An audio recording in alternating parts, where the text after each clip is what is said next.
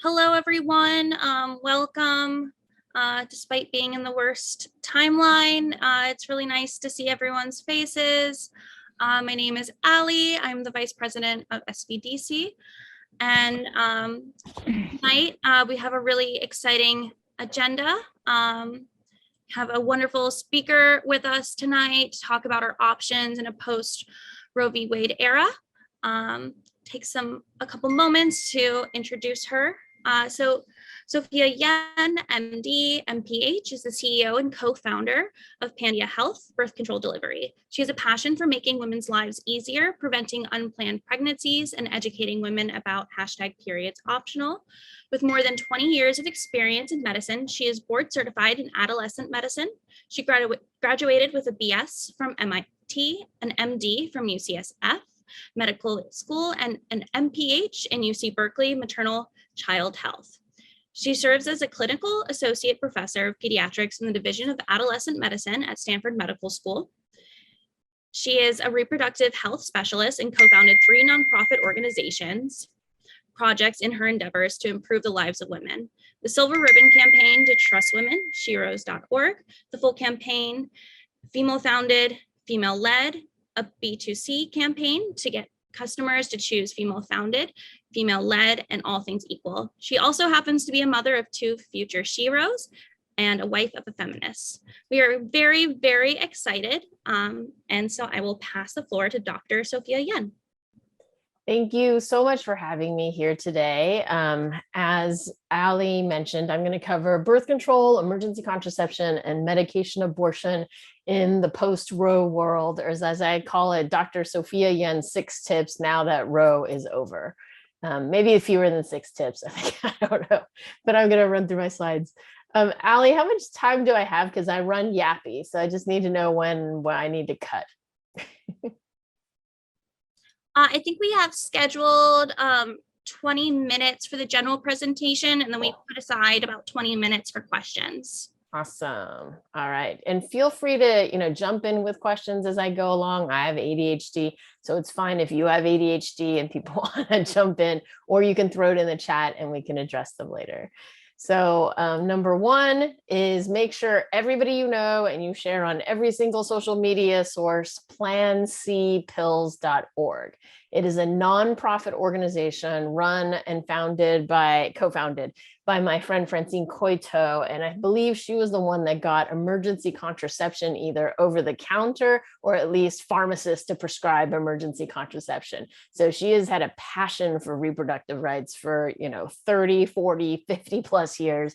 And she knew this was coming. And so she put together this nonprofit website called PlanCpills.org. It has a legal hotline that's staffed by If, When, How, which is basically Law Students for Choice. And then it has a medical hotline. I don't know who staffs that one. All of this free about anything you want to know about medication abortion. And so both of those resources are on the website. What's also cool is then you can put your state and they're like, oh, Texas, 6 weeks max. So you need to hop on it.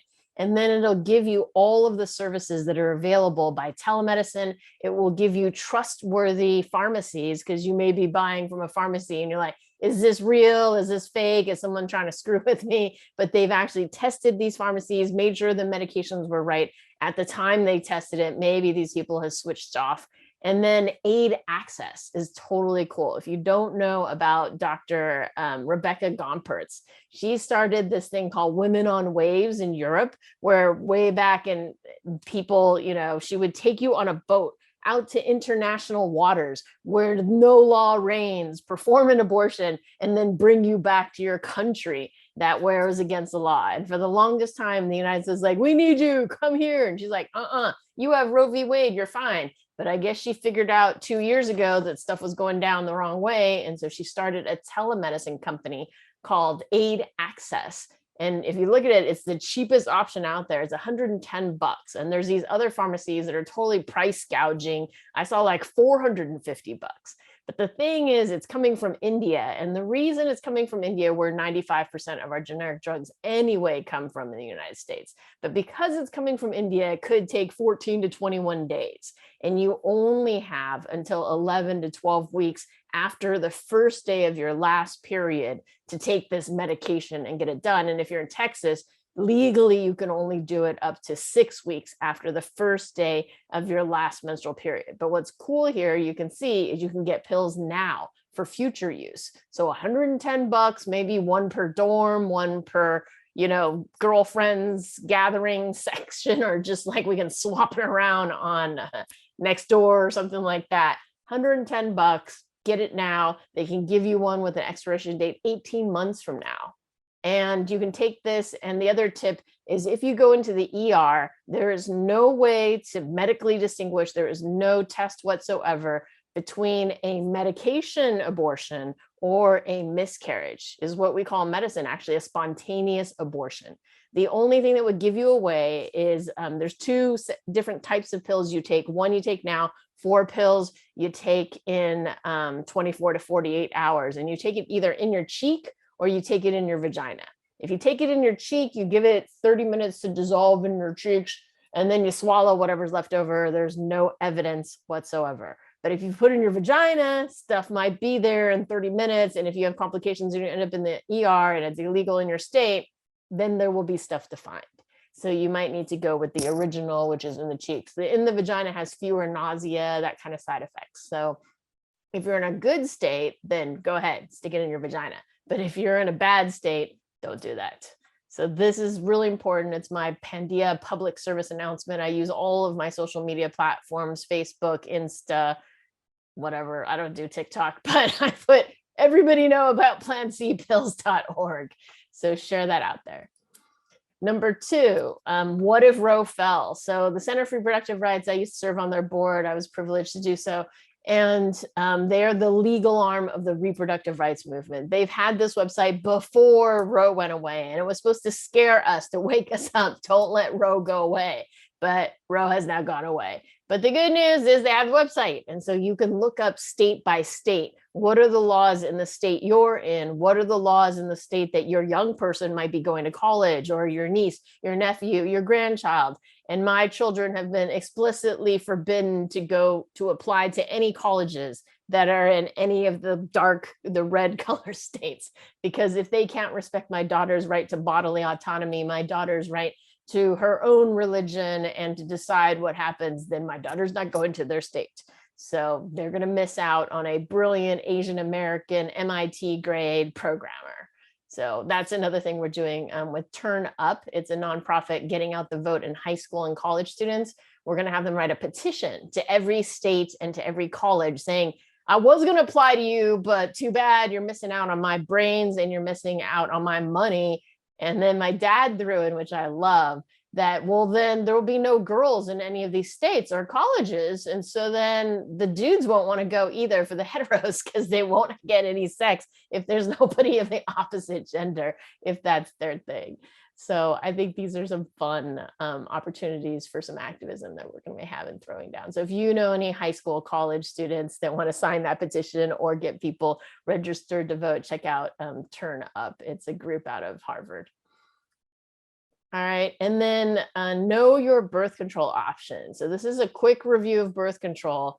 Many people think they know what's the most effective to the least effective, but bet you 50% of doctors would get this wrong.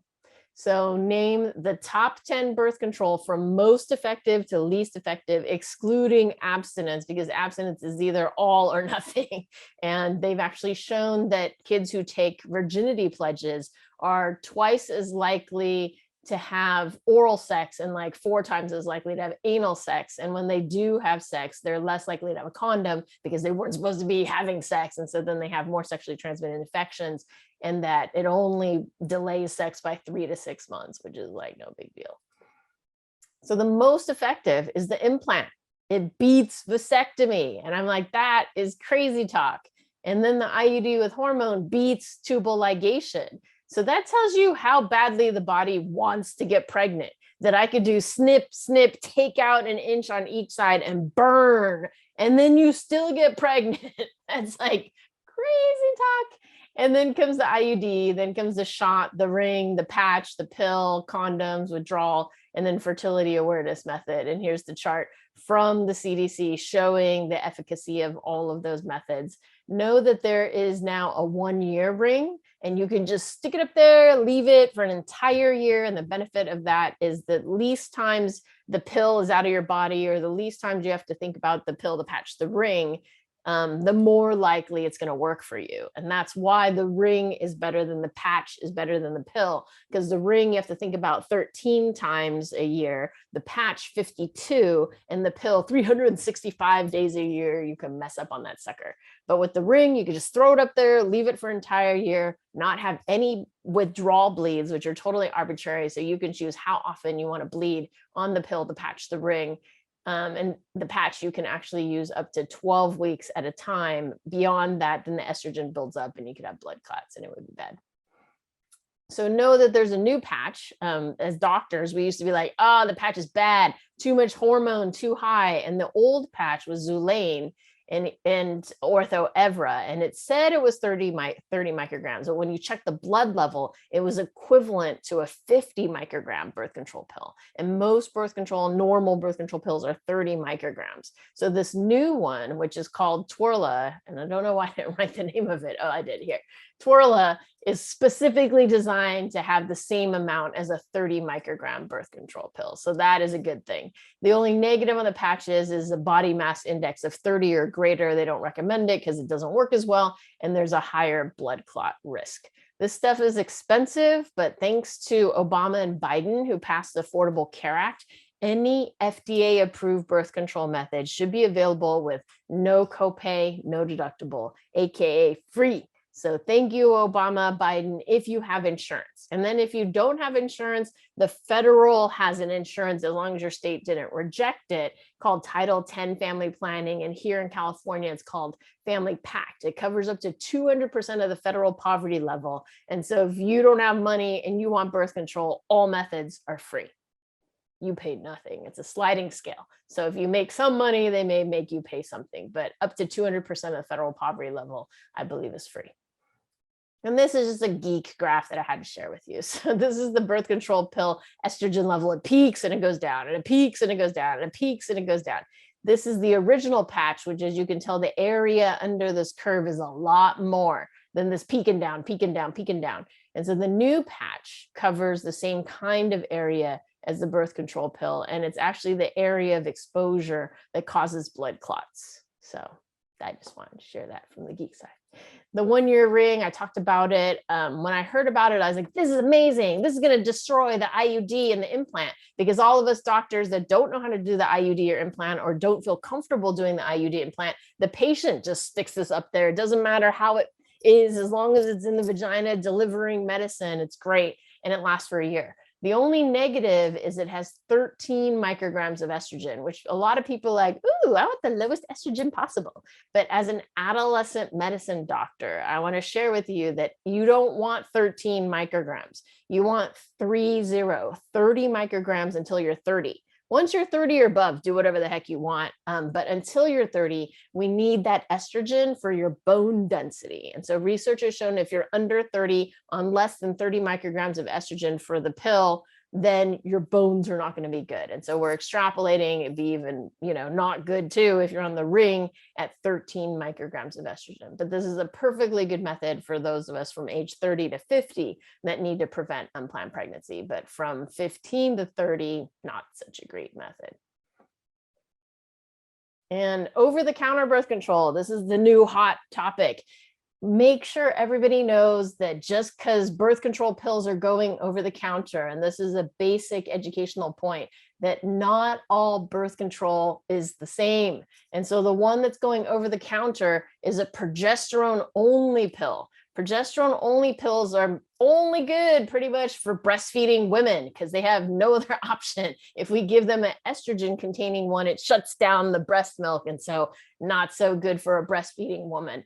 And in fact, if you are 3 hours late taking your progesterone only pill, you need emergency contraception if you had sex in the past 5 days. And you also need to abstain for another 3 days as the hormone starts building back up. And so condoms or abstain from sex, but also emergency contraception. And as a side note, RH Pharma is a French company. I have 2 American friends that the longest time we're going to apply. And I was like, how did you let this French company beat you? But also the French company is a drug company because they have a lot more money than my 2 friends, which are doing it kind of through nonprofits. But one of them is also doing progesterone only pill. So I'm like, I hope that all the women don't switch to this pill, because we're going to have a ton of unwanted, unplanned pregnancies. And in fact, in medicine, we like kid around. We're like, hey, what do you call a woman on a progesterone only pill? You call her pregnant or mom, because it's very hard to execute exact same time every single day. And some women are great at it, but like I've been trying to take my statin at the same time every day, and it's just not been happening. But with the normal birth control pill with estrogen and progesterone, you can do plus or minus 5 hours, even plus or minus a day. But with the progesterone only pill, it's very picky. Maybe that's, we do some, I like alliteration. Progesterone only pill is picky, and it only gives you 3 hours leeway. And not even 3 hours. You do 3 hours and you need emergency contraception. The other pill that's coming out that my other friend is bringing on the market is 20 micrograms of estrogen with levonorgestrel. And again, as an adolescent medicine specialist, I'm telling you, you don't want less than 30 micrograms of estrogen, but fine for anybody who's 30 and above. But if you're under 30, then you don't want either of the 2 that are going over the counter. And in fact, I don't understand that much of a barrier, because most places can get telemedicine from a company like mine, Pandia Health, or from others. We are the only women-founded, women-led. We are the only doctor-led company in the space, but the other companies exist too. And it's either free or $20 once a year to use expert doctors to write you any birth control pill, patch, ring that you want, as opposed to these 2 that are going over the counter that aren't the greatest. If it were me, my friend, my daughter, I wouldn't do any of these. But if you're already on a levonorgestrel 20 microgram pill and you're 30 and above and you love it, well then hell yeah, do it. But if you're not, these are not the ones that I would start people up on. Know that the top 3 reasons for missing a pill. So now that it's difficult to get an abortion, or impossible to get an abortion unless you bought the meds ahead of time and had them waiting there and you've learned what we just covered, the top 3 reasons for missing a pill is forgot, away from home, and no new pack. And so we're all about automate your birth control, set it and forget it. Let Pandia Health worry so you don't have to. We charge you nothing if your doctor writes the prescription and you have insurance to cover it. And we just ship it to your door. We give as much as your insurance will allow. Some states, California and 19 other, actually have laws that if your doctor writes a year's supply, you have to get a year's supply. Not you have to, but the insurance must fill that if that's what the doctor has advised. And so it'll be 13 packs if you're not skipping the optional bleed each month, or 17 packs if you are. And then, you know, to cover the forgot, you could have an alarm. You can have, actually, I have a friend who made the birth control pill holder where you have this here, if you can see, you know, most birth controls are 4 weeks and then 1 week of the placebo. And she has a thing, you slide it in and it looks which holes are popped through and which ones are not. And if you haven't popped through your pill that day, it keeps pinging your phone until you take it. It's a big kind of thing, but it's pretty cool.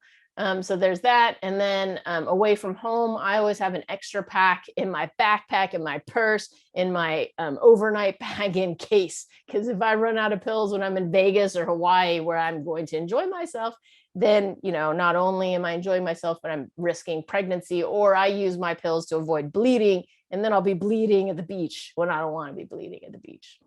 So those are ways, automate your birth control, get it delivered. It is so 2010 to run to the pharmacy every single month to go get your birth control and worry about it. Know about emergency contraception as well. If you aren't, I wouldn't, you know, rely on medication abortion. Ideally, you're using a good plan A, which is a long-term birth control method. And then if that fails, then you go to plan B and it's generics. And what I'm about to teach you here, know that emergency contraception is more than just plan B and it's generics.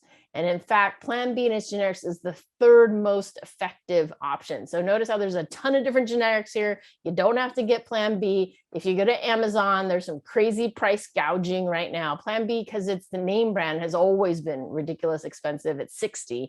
And then I think I saw My Way at like 45, but then I saw the other generics at like 10 or 15. So knowing that you can get any levonorgestrel 1.5 milligram emergency contraception at whatever price they're selling it, as long as it's a reputable dealer, I would do that. You don't need the name brand, but know that it's also the third most effective method. That if it were me, my daughter, my friend that was sexually assaulted, and we wanted the lowest possible chance of anybody getting pregnant, I would go with the copper IUD. Generally, I'm not a fan of the copper IUD because the two major side effects, more blood, more cramps, but it is 99.9999999% effective on preventing an unplanned pregnancy within 5 days of a sexual assault, or, you know, forgetting your birth control or not getting your depot on time, et cetera, et cetera, et cetera. But if it was a sexual assault and I wanted no chance of being pregnant, I would go to the ER and be like, throw in a copper IUD. And you don't have to keep it in. And again, it should be free under the Affordable Care Act. So it costs you nothing, but you could leave it in and it works amazingly for birth control for 10 to 12 years. Or you could do the hormonal IUD. So you can cite Dr. Sophia Yen at Stanford told you, the New England Journal published in 2021 of January, that you can use the hormonal IUD. And I believe with that research study, they had a pregnancy rate of like 3 out of 331. And then the next one is Ella. Ella is the prescription only emergency contraception. And at Pandia Health, whenever we prescribe the birth control pill patch ring, we're like, well, if you're going to be late, you're going to miss it. Might be nice to have some emergency contraception. You want some emergency contraception with that. We recommend Ella because it beats Plan B at efficacy every single time point. And it also works up to a BMI of 35. And I'm going to hit that on the next slide, which is another Pandia public service announcement. Lastly, the least most effective is called USP or USP. I keep forgetting, trying to remember the dude's name, but don't really want to or need to. You take 4 birth control pills now, 4 in 12 hours. This is the least most effective, but if you're stuck in the middle of nowhere and all you got is a pack of pills and it has either levonorgestrel or norgestrel, then you can take enough pills to mimic a good dose. So the BMI factor, check your BMI. There's a ton of EC on campus, EC vending machine projects, and that's all good, but they need to have a sticker that says, check your BMI. Because if your BMI is 26 or greater, and 60% of the US population falls in that category, then Plan B and its generics, not so good. If your BMI is 35 or 30 or greater, Plan B and its generics does not work at all. So that's why we recommend Ella, the prescription emergency contraception, free, get one for future use. And at Pandia Health, we put it in our prescription to the pharmacy. Give the patient the one with the farthest expiration date. This is for future use. If your doctor doesn't write that, then you walk in and they're like, oh, here's the one that expires today, because they assume it's an emergency and you're taking it today. And if they give you the one that expires too soon, you can be like, can you give me one that like expires in, you know, a year or two, and they will exchange it, but you cannot leave the pharmacy with the drug, because once you leave with the drug, they don't know if you tampered with it or you did something crazy or whatever. But if right there, look at the expiration date, you don't like it, tell them you want the one with the farthest expiration date. And they're like, we don't have that. And you're like, we'll take it back and I'll wait for you to order it. Because we actually have some that is expiring 3 to 6 months and we're trying to offload it for people who need to use it right now. But, you know, just check with your pharmacy. And this is just giving you numbers, because some people for the BMI, they're like, oh, well, it's if your BMI is, if you're 176 pounds or greater, but that's assuming you're 5'9", and the average US woman is not 5'9". So that's why it's BMI. Height, weight, throw it down. There's a calculator online at CDC.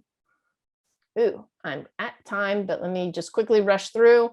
Know that there's good and bad telemedicine. And the way to tell the difference is, who is the CEO and who is the founder? Are they a physician or not? Have they taken an oath to do no harm? Or are they here just pushing pills, trying to make the most money off of you?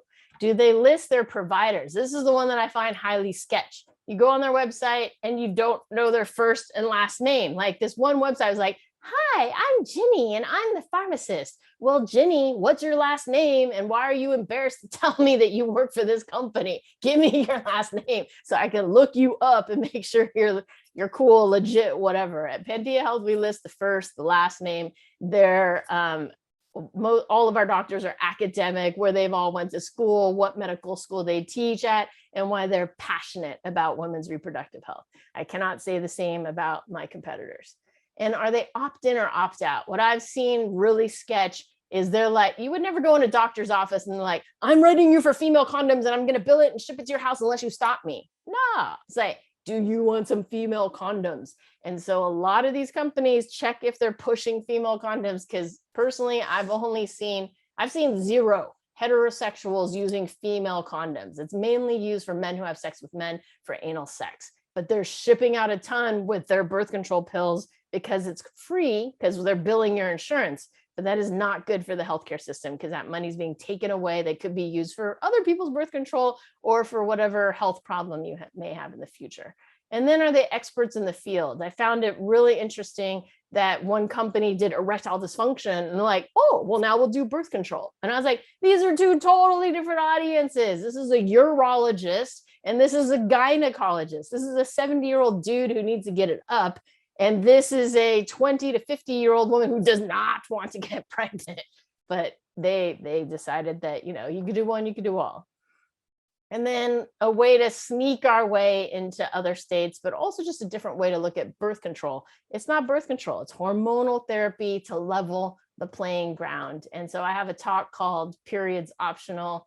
It's a TEDx talk. If you go to pandiahealth.com/periods optional, long kind of TLDR is that it's actually more natural to have 100 periods in our lives, and we're having 350 to 400.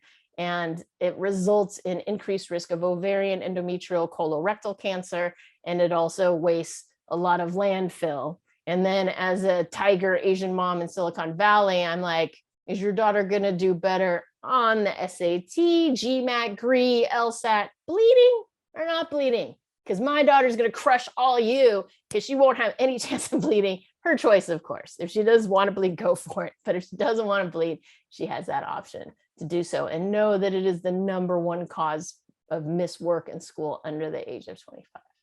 So I will end there and answer questions.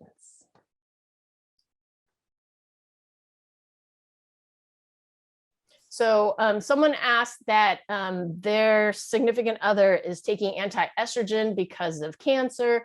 And what does this do to her bones? It's not an issue once you're 30, theoretically, because from age 15 to 30, 15 to 35 is when you're building up your calcium estrogen bank. And then once you're at 35, it's all downhill from there. However, we are looking at hormonal treatment, and we are seeing that estrogen does help with the bone's bendiness. And so when you fall, does your bone break or does your bone bend? And so if you have estrogen, then it bends and it doesn't break. So unfortunately, that is something they're looking at, that a side effect of an anti-estrogen pill. So that is something to make sure she gets her calcium, make sure she gets her vitamin D, make sure that weight-bearing exercise. So at Stanford, where we have eating disorders, we actually have patients doing jumping, because they're not allowed to do too much exercise because they're trying to gain back weight, but you can jump on a trampoline, and just that weight bearing can help you develop stronger bones, but make sure you get enough calcium and vitamin D. All right, and Lillian asks, when and where do girls and boys in school learn about this information before they might become pregnant? So I'm really glad to tell you all that for the longest time I was ripping on California, because New York had required at least 1 semester of sex ed, and California only had, if you teach it, it has to be medically accurate, age appropriate, which is great. But then it was a divide of the liberals versus the conservatives. The liberals would teach it and the conservative school districts would not. And then, like my kids will know and all the liberal kids will know, but it's the conservative kids that need to get this stuff. But luckily, California finally passed, I think, mandatory sex ed, has to be medically accurate, has to be age appropriate. And it's generally taught when young people with uteri before they get their period. So like 4th grade, so like 9, 10. The average age of menarche, which is getting your period, is 12, 12 and a half. It's gone down. It used to be 12 and a half, 13, and now it's 12, 12 and a half. But puberty has started a little earlier. But bottom line, you hit 100 pounds and 22% body fat, then your period comes, because it's like, oh, you have enough nutrition. Let's make some babies. And so with anorexia, you lose your weight, and then it's like, oh, you are starving. You can't even feed yourself. Why would you have a baby? So that's kind of the puberty thing. And then they're supposed to get it again in 7th or 8th grade, and then they get it again in high school, freshman or sophomore year. But my thing is that in Canada, I love Canada. They're crazy, awesome, liberal. They get sex ed starting kindergarten every 2 years. And it's just age appropriate, right? Not like you're getting all graphic on the kindergartners, but like, this is your penis, this is your vulva, this is your vagina. You know, if you're going to masturbate, don't do it in public, you know, basic kinds of stuff. And I would love for the day that we here in the United States can do that. And then I just picked up, because my daughter's at Los Altos High School, and you all are local in Santa Clara, that a lot of the kids opt out of sex ed and do it online. So they don't get the good sex ed that we have actually picked up here in the Bay Area. So there's a great nonprofit, Health Connected, and they have the most progressive sex ed. I love it, because they're like, here's a homework sheet. Go ask your parents, when did they first have sex? And what do they want you to have your first sex? And so there's this great book, Not Under My Roof, where Americans like, not under my roof, as long as you're my house, you are not going to do that. Well, if they're not going to do it in your house, where are they going to do it? Outside in the car in front of your house, where all the neighbors will see, on prom night, behind the bench, not be prepared whatsoever. I would rather it be in my house. I would rather have met your significant other. I would have rather said, oh, you're preparing for sex? Okay, well, let's make sure you both get yours. You have consent. It's going to be pleasurable. Let's prevent unplanned pregnancy and sexually transmitted diseases, rather than good luck with that. Don't do it here. Don't let me see, you know, which is not cool. So know that we do have cool sex ed in the Bay Area, just whether your group has selected healthconnected.org. Planned Parenthood is also good as well, but the one my daughter got was not the cool one, because she did not come to me and ask me these questions. Michelle, your hand's up. Yeah, yes, and actually Palo Alto schools do use Health Connected, just to put in a plug for that. My question is really about what all of this is fantastic information. It was almost like I was like, oh, I need to look at the slides, but because there's so much information. But what I'm really wanted to talk about was, you know, how can we help people in other states have access to all of these medications? Because I think that, I mean, it only took us 3 weeks to get from the end of Roe to it's okay for 10-year-olds to have to 10-year-old rape victims to have a baby, and that's a blessing. Like, it only took the Republicans 3 weeks to get there. And so I think contraception is definitely going to be the next target. And then there are these medications that lie somewhere between abortifacient and contraception that you were discussing. So I'm wondering, you know, what classes of medications do you think are going to be the ones that are hard to get in these states, and how can we help get them to people? Yeah, so they Safely. can't monitor all the mail. And so if we all get, you know, a pack of mifepristone, misoprostol, and what's crazy is Dr. Koito, I think she's a PhD, not an MD, went to Africa in some crazy bush in the mountain and was able to get a pack of mifepristone, misoprostol. The 5 pills come in a pack. And it says, take one now and take these 4 in a day or two in Africa over the counter for like $10. You know, if they can have that, if all of us have one per, you know, family or whatever, if someone needs one and we mail it to them, California has become a haven state. So they can't extradite us, but if they found out it was you, they could sue you, I don't know, take you down and all sorts of crap. but if you wanted to do that, you could do that. Or I'm advising people, your state, it may be legal now. So Kansas, oddly enough, is crazy liberal on its abortion laws. You can terminate until like it's the latest in the entire country. But of course, the people that are in power are going to quickly move to make it illegal. But right now it's legal. So all of y'all go to 8 Access. I'd strongly suggest throw down $110 per group of friends and get one that's 18 months from now expiration. So you're at least covered for 18 months. And then hopefully we can vote in, though I know, Michelle, you're betting the other side, 2 more Democrats or flip 10 Republicans or flip 2 Republicans, whatever it takes to block the filibuster, not a lawyer, only a physician. And then we can pass the Women's Health Protection Act or the ERA, both of which could protect Roe v. Wade, but mainly purchased, have some around, mail it to people, strongly suggested. But I did forget, and I put in the chat my whole list of 6 tips. And one of them is know about the National Network of Abortion Funds. So for every single state, there's an abortion fund that will help you pay for your abortion, help you get out of your state for your abortion. And so if you have money, donate. If you need it, then apply and talk to them. And there's also the National Abortion Federation, because it's important that we share what's safe numbers and what is not safe numbers. Because when you Google abortion, there's places that are these crisis pregnancy centers. And we need to make sure we educate people about crisis pregnancy centers. They're like, oh, free ultrasound. And then you go in and they collect your information. They are not bound by any law. They will often greet you in a white coat. They will now take your insurance information, your driver's license, your last menstrual period, and you can envision that in 9 months they call you, and if you don't have a baby, then they're going to sick some bounty law on you or some crazy crap on you.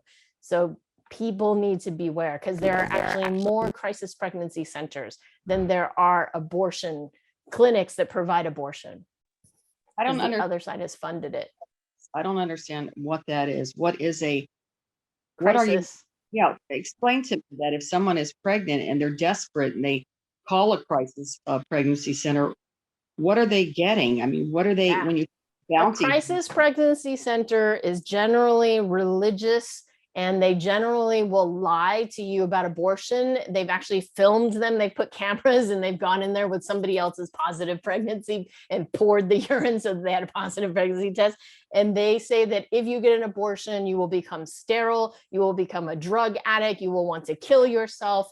There have been times where they've told people they weren't pregnant when they were, just to push them beyond the due date. And so the example specifically with Texas, I don't know how we could write off the entire state of Texas, but since September of last year, they've had a 6-week cutoff. And any of us with a uterus know you miss your period and then you pray for the next period, right? And then if you miss the next period, then you're like, ah, crap, I got to deal with this. But that's 8 weeks.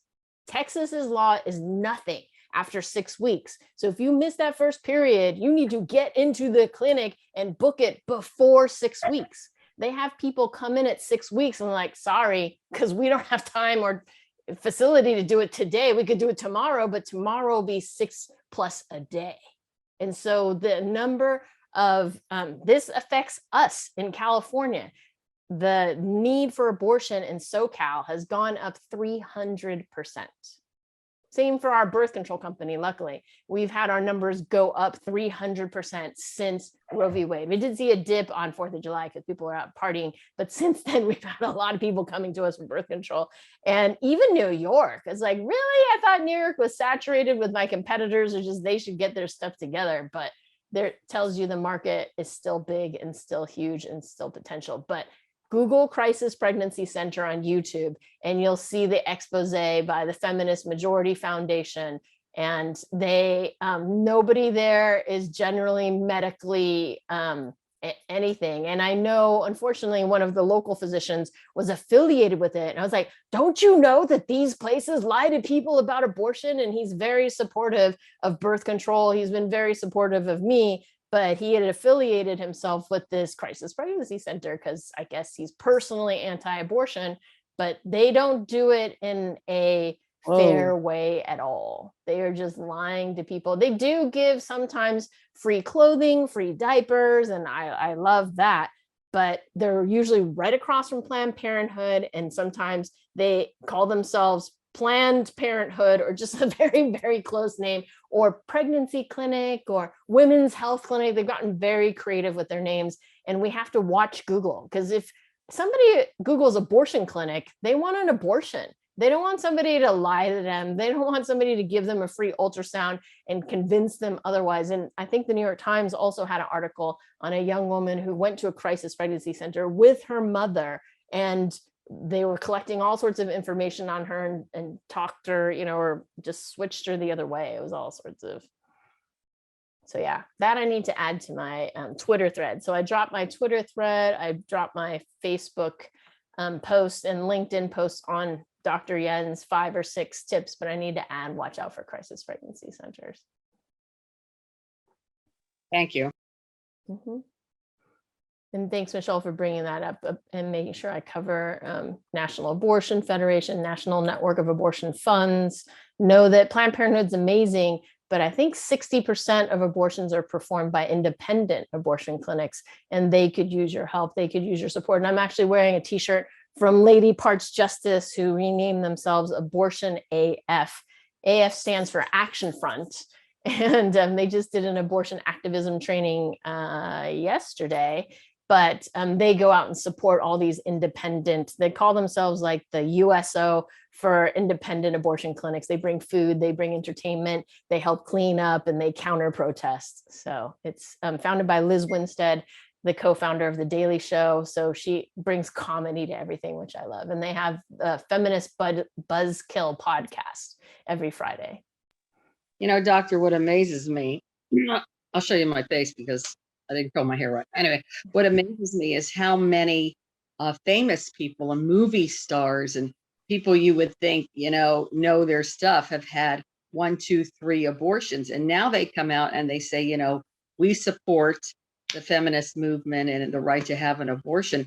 But it kind of amazes me how we don't understand how to not get pregnant, or we don't understand sexuality. I know I didn't, because I was young and stupid, but I'm hoping my grandkids who are 9 and 12 are going to get that information. Thank you. It depends what state, right? If you're blessed to be in California, New York, you have at least those minimums, but there is a documentary probably on the internet or Netflix or whatever called The Miseducation of Shelby Knox. And it goes over how much sex ed she got in Texas. And they were, it shows the famous abstinence only sex ed where they have the kids take a piece of gum and pass it around the room. And they're like, that's what a woman's like when she has sex with people. She's like being passed around. And it's like slut shaming and all sorts of, horrible crap like that. That's the sex ed in other states. And so, yeah, I think it'd be cool if the Democrats were to go rogue and instead say that we mandate comprehensive sex ed for everybody starting kindergarten every 2 years. We're just going to go Canadian. And it has to be taught by Health Connected. I just want to thank you so much for being here, for your incredible presentation, and thank you for answering all our questions. I imagine there's a lot more questions. I know I have some. Is there a way folks can email you or reach out if they have more questions? Definitely. I'm going to drop in there Pandia Health social media. You can, hit us up anywhere there. Don't want to give out my email per se, but you can find me on any of these socials, and me or my staff will be answering questions. You asked a great question, Ali, about finding a gynecologist that's trauma informed. I think, unfortunately, physicians, we have a lot to learn. And so not everybody is trauma informed, but we try to be gentle. We try to say what we're doing and ask permission as we move along. So I would just call the office and ask, is this gynecologist perform trauma informed pelvic exams, or have they been trained? I'm pretty certain that if you go more academic, you're more likely to find these kinds of people than if you just go out to, other practices, because usually the academic, we're required to do a lot of things, and we're generally on the cutting edge and more bleeding heart liberals often. Well, thank you so much, Dr. Yen. Thank you for having appreciate me. you being here. Thank you. I will now move us along to the next thing on our agenda, and pass it off to Michelle Dauber, our parliamentarian, to discuss the appointment of our executive board search committee. I'm going to do a quick share screen, and I will let you take it from there, Michelle. Thank you. Okay, well, this will not take very long. Every year at this time, we need to appoint what is called the Executive Board Search Committee. And next slide, please. The way we select our executive board every year is we appoint in the summer a search committee. The search committee then produces a slate of interviews candidates, tries to survey the membership, find out who's interested in being on the board, make sure we know what the vacancies are, like who is stepping down or who is retaining their membership on the board. And our committee is hopefully going to be composed of 6 members in good standing, meaning their dues are paid, which includes 3 self-identified women and 3 other than self-identified women. No officers can serve on the committee.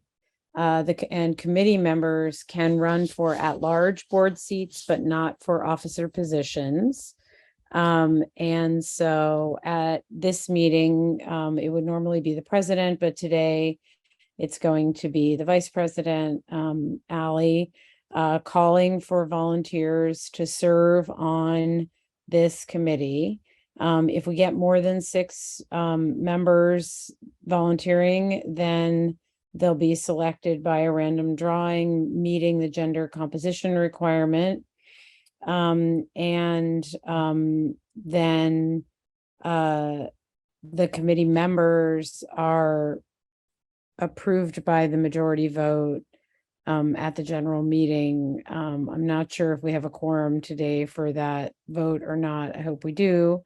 And next slide, please. I didn't remember the approved.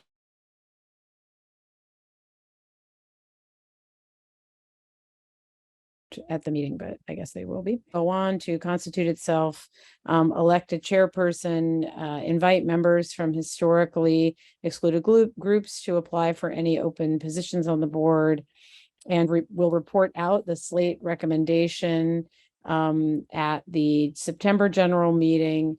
And then any additional candidates who missed the call or didn't get the chance to apply to be part of that slate somehow, didn't know what was happening, can nominate themselves from the floor. And then all of those candidates, next slide, will have the opportunity to put their name and photo and bio up on the website as a candidate, and to have the email list of the members, so that I'm not sure actually if they get the email list or just the snail mail list. I have to check into that, but they get away. I think they do get the email list away.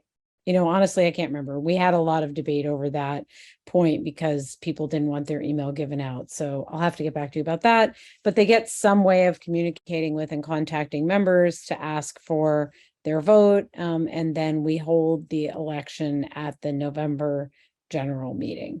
So that is the selection process. If you can go back to the first slide, that's our selection process for the executive board. And the part of that that's happening today is we are going to call for volunteers. And so Ali is going to call for volunteers to serve on the committee, and I will volunteer. I'll start us off by volunteering to serve on the selection committee, the executive board search committee, and we will need 5 other 2 women identifying and 3 non-identifying as women, hopefully, members to serve on the committee. So Ali, do you want to make that? Yep. Yeah, speech. Thank you. At this time, do we have any other volunteers? Leslie? Amazing. So we have 2 folks so far. Anyone else would like to volunteer? And just to clarify, this is just for the search committee. This is not volunteering to be on the board, but just being a part of that process.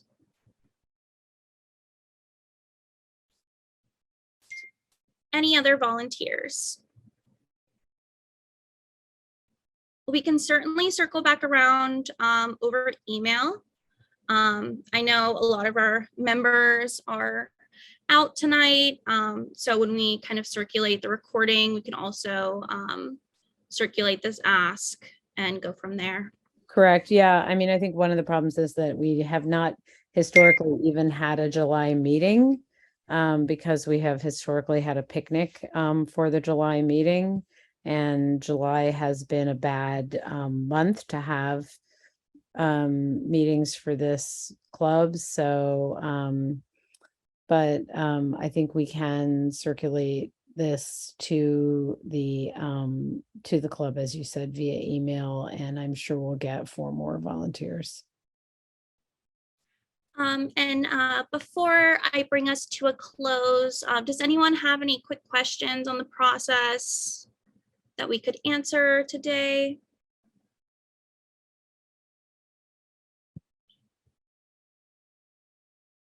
All right, well, with that, I thank everyone for being here tonight. We will follow up via email, and at 7:53 p.m., a little bit early, I will adjourn us. Thank you so much, everyone, and thank you again, Dr. Yen.